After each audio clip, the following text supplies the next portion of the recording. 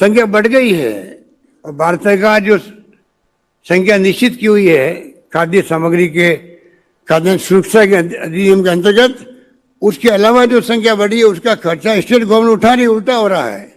पर वो कम्युनिकेशन के कारण जो बात पहुंचती नहीं। अगर कार्यकर्ता हमारा संकल्प कर लेगा और वो संकल्प ऐसे नहीं करेगा, मैं आपको अध्यक्ष जी कहना चाहूँगा कि संकल्प तब करेगा तब आप हमारे प्रदेश कांग्रेस के डेलीगेट के हैं, उनके आप अधिवेशन में बुलाओ, वहाँ प्रस्ताव पास करो कि सरकार को ये प्रायोरिटी से काम करना चाहिए, बिजली में, पानी में, शिक्षा में, स्वास्थ्य में, सड़कों में, कृषि में, पशुपालन में। वो प्रस्ताव पास करें तो ब्यूरोक्रेसी समझ आएगी हमारी कि प्रदेश कांग्रेस कमेटी में जो प्रस्ताव पास हुए हैं, अगर हमने नहीं किया तो फिर हमारे बारे में ओपिनियन अच्छी नहीं बनेगी मुख्यमंत्री की। वो और ज़्यादा दिल लगा के काम करेंगे, उन कामों को जो आप प्रस्ताव करोगे उनको ज़्यादा अच्छे तरीके से इम्प्लीमेंट करेंगे।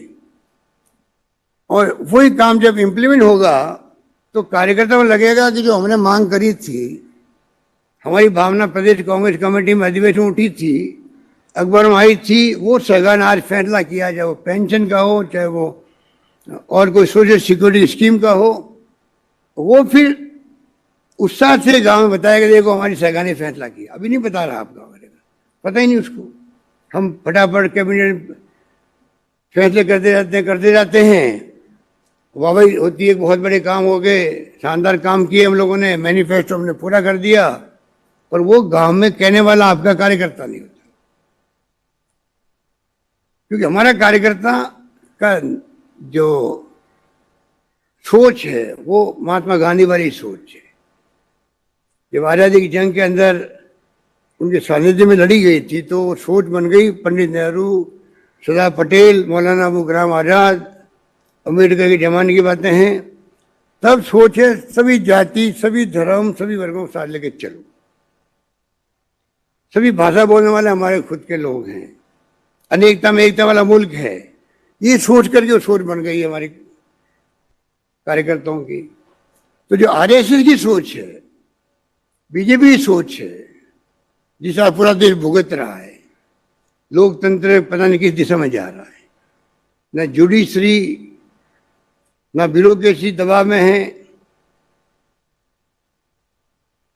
चारों ओर से सीबीआई, इनकम टैक्स, ईडी, उसके माध्यम से खेल हो रहा है। खुले सरकार बदलने के लिए आह्वान हो रहे हैं। कभी देखा नहीं 70 साल में हमने कि आप चुनी सरकारों को तोड़ने के लिए खुल के आप खुद ही दावा कर रहे हो हम इस काम में लगेंगे, सरकार तोड़ के रहेंगे। ये पहली बार देख रहे हैं। ये तमाशे हो रहे देश के अंदर। कहाँ जा रहा लोकतंत्र है?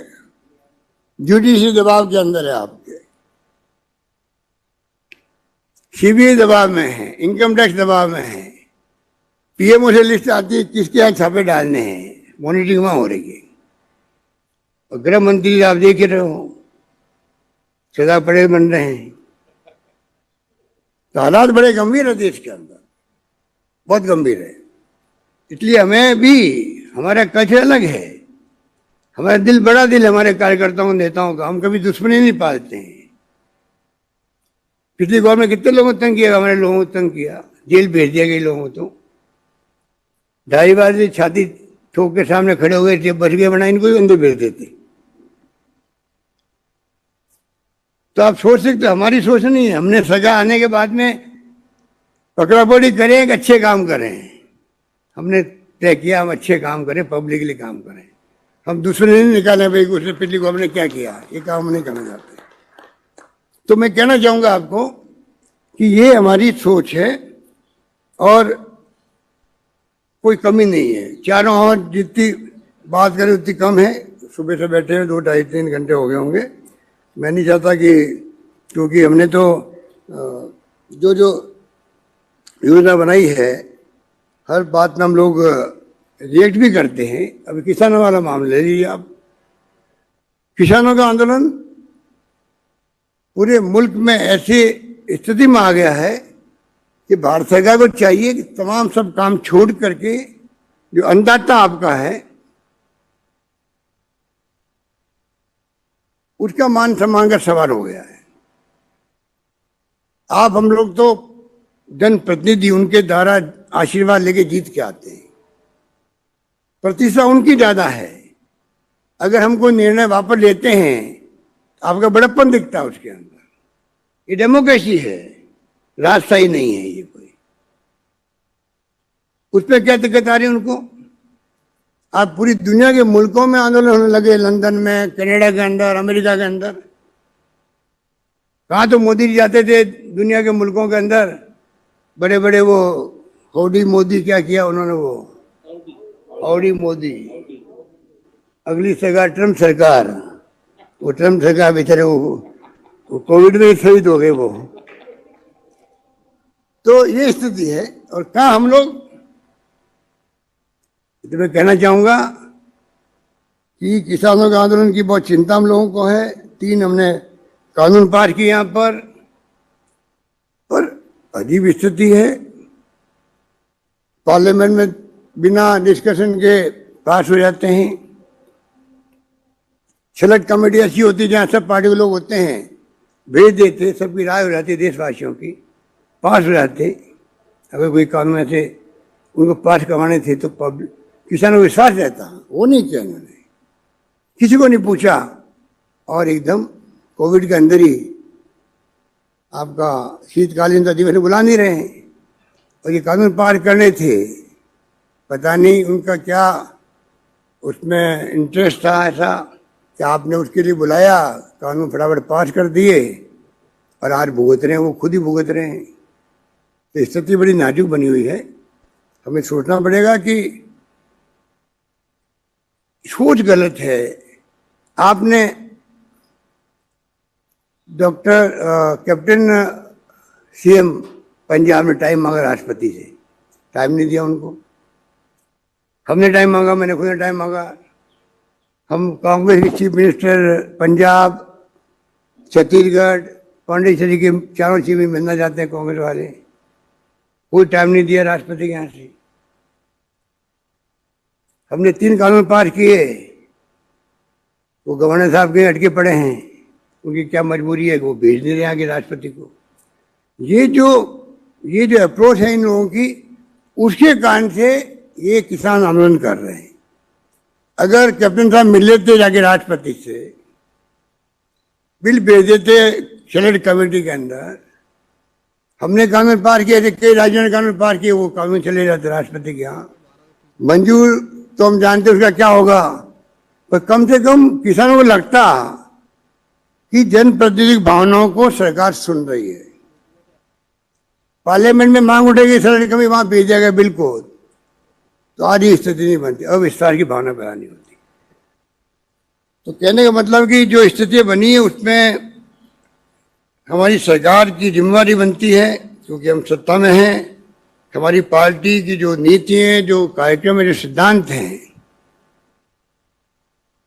जो मैं बार बार कहता हूँ महात्मा गांधी के सानिध्य में बने हुए हैं, उसको लेकर हमें आगे बढ़ना है। हमारी लड़ाई विचारधारा की लड़ाई है, हमारी कोई दुश्मनी किसी से नहीं है। वो लोग दुश्मनी पालते हैं, हमारे संस्कार में दुश्मनी पालना नहीं है। हमारे संस्कार में प्रेम से, मोहब्बत से, भाईचारे से, सद्भावना से सबको साथ लेके चलें और पूरे प्रदेश के चौमुखी विकास हो, कोई भेदभाव नहीं हो। इस रूप में हम चाहते हैं कि काम हो। और मैं उम्मीद करता हूं कि जो रिफॉर्म हमने किए हैं, जैसे पुलिस के अंदर पूरे कंट्री में कहीं नहीं हुआ कि एफआईआर को कंपल्सरी कर दिया है कि कोई थाने में जाएगा क्या संख्या बढ़ो, एक बार हमारे पर आरोप लगेंगे कि क्राइम बढ़ता जा रहा, परवाह मत करो, संख्या बढ़े तो बढ़ो, पर कम से कम एक फरियादी जाए, उसका बात निकाल दो, सुनवाई नहीं करो। कई कारण हो सकते हैं उसके, तो नौबत क्यों आए? कंपल्सरी किया उसको, वो नहीं होगा तो एसपी को करनी पड़ेगी एफआईआर दर्ज। शुरू में मेरे ख्याल से बहुत कम हुई होगी, 50-100 हुई होगी, और उसके बाद में सब समझ गए, थानेदार भी और एसएचओ भी, तो नौबत ही नहीं आ रही है। और जिस रूप में महिलाओं के ऊपर अत्याचार के लिए अलग से हमने डीवाईएसपी रैंक के ऑफिसर नियुक्त कर दिए हर जिले के अंदर। जो हीनियस क्राइम है उसके लिए अलग विंग बना दी। और हमने होम मिनिस्टर को लिख के भेजा, गृह मंत्री अमित शाह जी को, कि भाई हमने ये कानून बनाए हैं और ये एफआईआर वाला काम जो है आप पूरे देश में लागू करवाओ। पीएम को हमने लिखा। आज एक फरियादी जाए, आप और हम तो किसी गाने सुनते होंगे, क्या बीतती है उसके ऊपर। अब थाने के अंदर स्वागत कक्ष बन रहे हैं, अलग ही बिल्डिंग बन रही है, उसके लिए कमरे बन रहे हैं। तो उसका फर्क पड़ेगा, जाके आदमी बैठेगा, बातचीत करने का अधिकार तो उसको है, कानून अपना काम करे। पर कोई फरियादी जाए, उसकी बात सुनने का अधिकार, सुनाने का अधिकार उसको है। इस शुरू में मैं सोचता हूँ कि काफ़ी फैसले हमने किए हैं और उसमें मैं उम्मीद करता हूँ कि आने वाले वक्त में हम लोग अवश्य ही कानून व्यवस्था की स्थिति यहाँ पर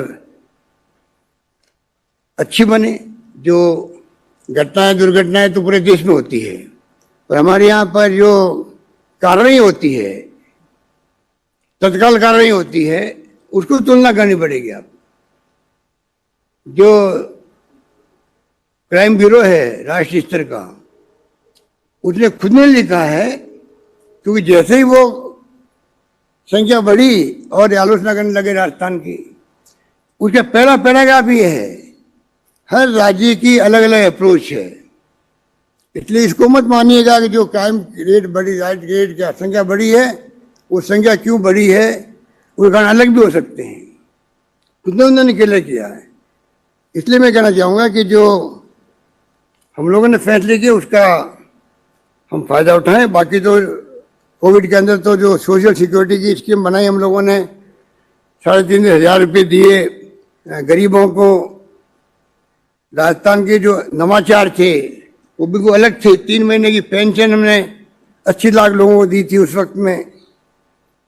सारी योजनाएं जो बनी हमारे वक्त में, मैं समझता हूँ कि उसका फ़ायदा हम लोग, हमारे यहाँ के लोगों को मिला। और इसी ढंग से हमने जो फैसले किए उसका वेलकम लोगों ने किया।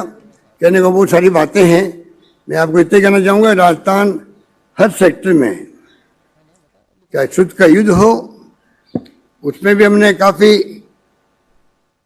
दबाव दे करके इसको अभियान को आगे बढ़ाया था। फ्री मेडिसिन की संख्या बढ़ा दी, कैंसर, हार्ट की, सांस रोग की, गुर्दे किडनी की। आज करीब 600 दवाएं, अब 711 दवाएं हो गई है। जांचें 90 हो गई 70 से। तो इस प्रकार से ईपीसी वाले जब आज से मिला इनको, तो अचल संपत्ति की जो शर्त थी वो हटा दी। उस वक्त पे बहुत लोगों ने वेलकम किया उसको, खाली 8 लाख रुपए रखा।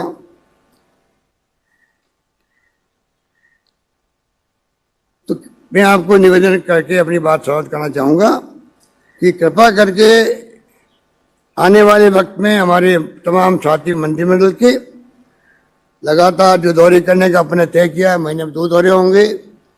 और एक कमेटी बनाई गई जो तय करेगी गांव-गांव में दौरे कैसे करें। कलेक्टर, एसडीओ, तहसीलदार, एमएलए, एमपी साथ जाएं, लोगों का दुख दर्द सुने और उनको हल करें। मैं चाहूँगा कि कोरोना तो कुछ कम खत्म हो जाए। तो जैसे पहले 13 के अंदर धारीवाल जी ने अभियान चलवाया था, प्रशासन शहरों के संग, बहुत कामयाब अभियान रहा था उस वक्त में, और प्रशासन गाँव के संग अभियान चले थे। दोनों अभियान हम चाहेंगे कोरोना समाप्त होते ही 2 अभियान हम शुरू करेंगे, जिससे कि गांव-गांव में लोगों को रिलीफ मिल सके, वापस शुरू हो सके। जिनको किसी को पेंशन नहीं मिल रही है, किसी की एज बढ़ गई है, अब वो पेंशन हकदार बन गया है। तो तमाम तरह के जो फैसले करने वो हम चाहेंगे कि थोड़ा इसको, क्योंकि कोरोना ऐसी चीज़ है जिसमें थोड़ा बच के रहना पड़ेगा। हम लोगों ने खुद ने प्रोटोकॉल बना रखा है, कर्फ्यू लगा रखे ये जगह, सोशल डिस्टेंसिंग हमने तय कर रखा है, उसको भी देखना पड़ेगा। और देख करके फिर हम लोगों को इमदाद करनी पड़ेगी। आज मैं आप सबको बहुत बहुत मुबारकबाद देता हूँ, मंत्रिमंडल के साथियों को। आप सबके सहयोग से, आप सबकी मेहनत से इस माहौल के अंदर भी, जब आप कोरोना आ गया, आचार संहिता लागू होती रही लगातार, तब भी हमारे साथियों ने कमी नहीं रखी और तमाम अधिकारियों ने सबने मिलकर के जो जो फैसले किए हैं उसके कारण आज हम कहने की स्थिति में 50% आदि पूरे हो गए, वरना हम कहने की स्थिति बनते ही नहीं। इसलिए मैं यही बात कहता हुआ अपनी बात समाप्त करता हूँ।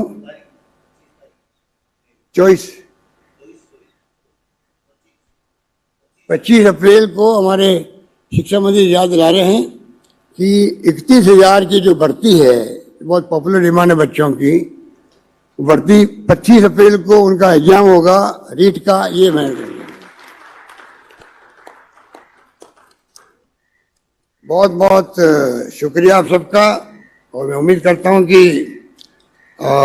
ये प्रोग्राम कल 2 दिन हमारे मंत्रिमंडल के साथी जाएंगे जिलों के अंदर, वहाँ मीटिंग करेंगे, प्रेस कॉन्फ्रेंस करेंगे, वो जिले की उपलब्धियां बताएंगे वहाँ पर, और 25 तारीख को एक हम लोग करेंगे प्रेस कॉन्फ्रेंस, उसमें बाकी बातें जो है उसमें हम लोग बैठ के करेंगे। यही बात कहता हूँ मैं आप तमाम सब साथियों को बहुत बहुत शुक्रिया अदा करता हूँ। धन्यवाद। जय हिंद। धन्यवाद। माननीय मुख्यमंत्री जी, आपके नेतृत्व में राजस्थान। और इन लाइव तस्वीरों के बाद कुछ और लाइव तस्वीरें आपको दिखाते हैं। कृषि सुधार कानूनों से जुड़े भ्रम को दूर करने के लिए प्रधानमंत्री किसानों से सीधी बात कर रहे हैं। चलते हैं। संवेदनशील, किसानों के लिए समर्पित हमारी सरकार किसानों को अन्नदाता मानती है। हमने फाइलों के ढेर में फेंक दी गई स्वामीनाथन कमेटी की रिपोर्ट बाहर निकाला और इसकी सिफारिश से लागू की। किसानों को लागत का 1.5 गुना एमएसपी हमने दिया। साथियों, हमारे देश में किसानों के साथ धोखाधड़ी का एक बहुत ही बड़ा उदाहरण है कांग्रेस सरकारों के द्वारा की गई कर्ज माफी। जब 2 साल पहले मध्य प्रदेश में चुनाव होने वाले थे तो कर्ज माफी का वायदा किया गया था। कहा गया था कि सरकार बनने के 10 दिन के भीतर सारे किसानों का कर्ज माफ कर दिया जाएगा। कितने किसानों का कर्ज माफ हुआ?